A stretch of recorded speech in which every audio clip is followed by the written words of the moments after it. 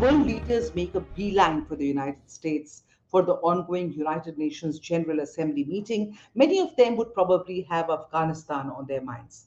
Not just about the fallout of the hasty US withdrawal and the lightning speed with which a bunch of gun toting extremists came to rule the country, but also about who should represent Afghanistan at the General Assembly. Well, this has indeed been a topic of intrigue, speculation, and even very polarized political opinions over the past several days. You see, until now, the Taliban, who are the new rulers of Afghanistan, had not made a formal pitch to the United Nations to be invited for the General Assembly. Now, in the absence of global legitimacy to the insurgent group, given their very violent march to power on August 15th last month, the United Nations office had also largely left the very tangled diplomatic issue relatively untouched. But that has changed now. Taliban has written to the United Nations demanding that they be invited to address the ongoing session in New York. The UN Credentials Committee has confirmed receipt of the letter. In fact, Taliban has also nominated their spokesperson based in Doha, Sohail Shaheen, as the envoy to the United Nations. Now, remember, so far it was widely expected that Ghulam Isakzai, the UN envoy of Afghanistan's toppled government, who has retained his post till now, would represent Afghanistan at the forum. Now, this showdown between the old Afghanistan envoy Ghulam Isakzai and the new envoy Suhail Shaheen, appointed by the Taliban, may not be resolved soon. The Credentials Committee is going to take its time to sort of come to a conclusion on this. But it has presented the world with yet another shocking reality that the violent extremist Islamic insurgents who usurped power last month in Afghanistan will occupy an ambassador's seat at the United Nations. Now, the prospect presents an immediate and a long term challenge. The immediate challenge, of course, for the UN body is to determine whether to accede to Taliban's request to nominate its envoy at the ongoing forum. Now, the decision is a diplomatic hot potato, with many countries still, actually, with most countries still having not recognized the Taliban. Now, the long term challenge is even more critical. The UN is one place where envoys from all kinds of political systems, whether dictatorships or democracies, enjoy some sort of equal standing. Now, because they represent a government or they represent a people. Now, the question is, who do the Taliban represent? Do they represent the Afghan people in their entirety? If that were so, thousands of Afghans, including women and children, would not be risking life and limb to escape the country. No sooner did they take over Kabul. If that were so, the hurriedly announced cabinet by the new rulers would have been an inclusive one with representation from women and minorities. If that were so, the insurgents would not have had to seize power in Afghanistan by force. In fact, a number of top Taliban ministers are blacklisted by the United Nations. The scheduled SARC foreign ministers meeting faced a very similar quandary barely a few days ago. The meeting was set for September 25th in New York on the sidelines of the ongoing United Nations General Assembly. Reports suggest now that Pakistan had asked for a written assurance from Nepal, which is currently the SARC chair, that they will not allow any Afghan official from the previous Ashraf Ghani led government to take part in the meeting. In fact, Pakistan reportedly proposed that a Taliban member take part in the event instead. But other SARC member states objected to Pakistan's request. Disagreements ensued, and the entire meeting was shelved en bloc. Now, remember, Pakistan is the only member of SARC nations that has officially recognized the Taliban and is desperately wants to give them global legitimacy. A place at the United Nations will give just that much coveted legitimacy to the Taliban. The last time, remember, Taliban were in power between 96 and 2001. Only three countries, Pakistan, UAE, and the Saudi Arabia, had recognized that government. Now, to invite a Taliban envoy and give him a seat at the United Nations is tantamount to accepting Taliban's credibility in the world community. Question is the world really ready to do that with the Taliban just yet? That is the million-dollar question that the United Nations body must grapple with now that the Taliban have staked their claim to a seat at the UN with a letter.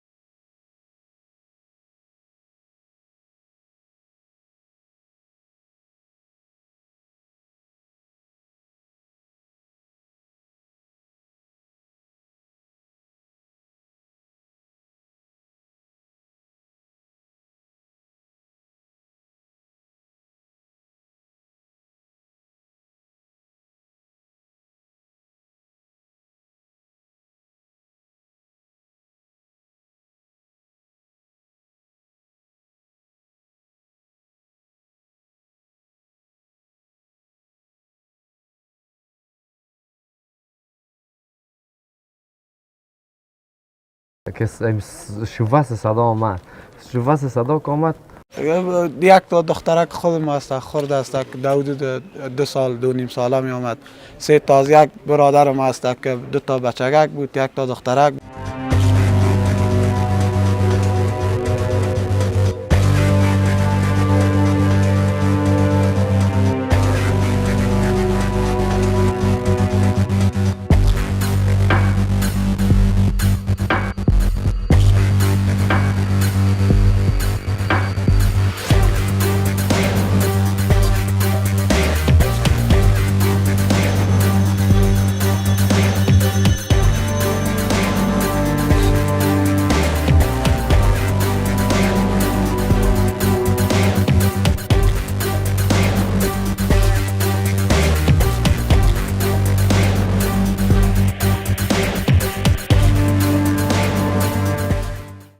از وظیفه آمده بود، میخواست که موتر داخل کنه در اینجا. بچگکش خواست که موتر رو بگیره او گراج کنه از پیشش و یک تعداد از اطفال که در حدود سن 2 ساله و 2.5 ساله و 3 ساله و 7 ساله یا بودن و خواسته بودن که داخل موتر شوند و داخل موتر بودن و یک تعداد در یک قسمت موتر بودن و همون حادثه که رخ داد بدبختانه که کلش شهید شدن.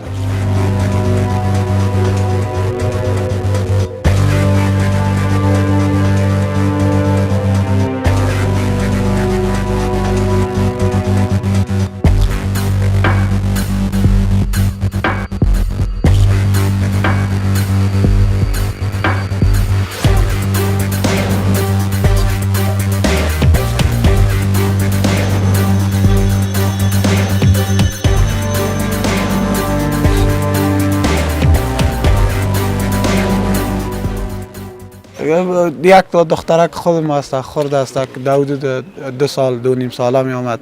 3 تا از یک برادرم است که 2 تا بچگک بود، یک تا دخترک بود از بین رفتن بدبختانه و از اون برادر کلانم که در دفتر بود وظیفه داشت آمده بود میخواست موتر داخل کنه. 3 تازه بود بچگکاش، یک تا خوارزاده بود که جوان بچه بود، آنها در گرد موتر بودن که همینجا افتیده بودن. یکی دیگه میمان داشتیم خوارزاده ما بود که در حدود 10 نفر شدن. شوفاس صدا آمد، شوفاس صدا که آمد وقت که میخورد کل طرف هر طرف کوچه گوشت پریده بود. چیزی که داخل موتر بود، بیرون موتر هم اینجا ناصر ششتگی بود، این طرفش هم کی بود کاکس مرای او بغل بود، زمیر او طرف بود، فیصله کامنو از خانه برآمده بوده، در اون قسمت چرا رسیده خورده بودش دیگه. باز وقتی که آمدیم این موتر هم در گرفتن، هیچ چیز دیگه از کسی که داخل موتر بود چیزش پیدا نکردیم غیر از یک طفل 12 ساله که پای از زیر پیدا کردیم.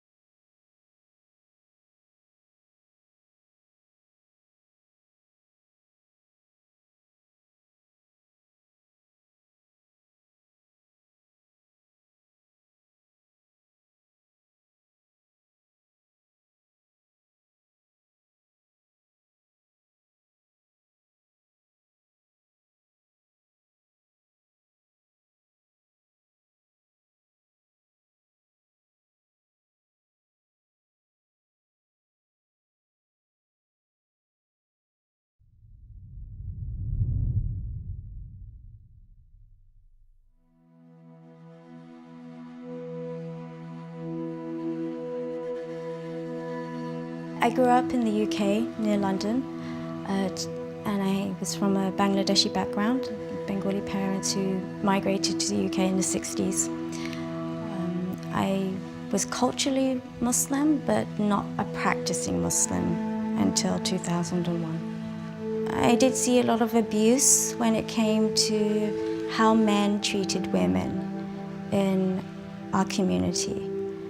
It was pretty disgusting, and I said from a young age that I was just going to escape it. It's always the woman's fault. Whenever the man wants to beat up the woman deserved it. Even the women were saying that. And it was just like tiring. I felt like Islam was going to be a solution for all of these problems, societal problems and cultural problems. So as a teenager, I moved to a new school in East London, Essex area, and that's where I became radicalised. The social circle that I surrounded myself with and the environment had very conservative Muslim values, and if you didn't comply, you would be judged negatively and teased or rejected or shunned. And at 17, I really did have the desire. I wanted to be a good person. I wanted God to love me because I didn't feel loved by anybody else. And my circle of friends were very practicing Muslim girls, and I liked them a lot. They were very sweet, so I complied to their culture. But I gradually became radicalized, and I accepted their arguments when it came to politics and foreign policy.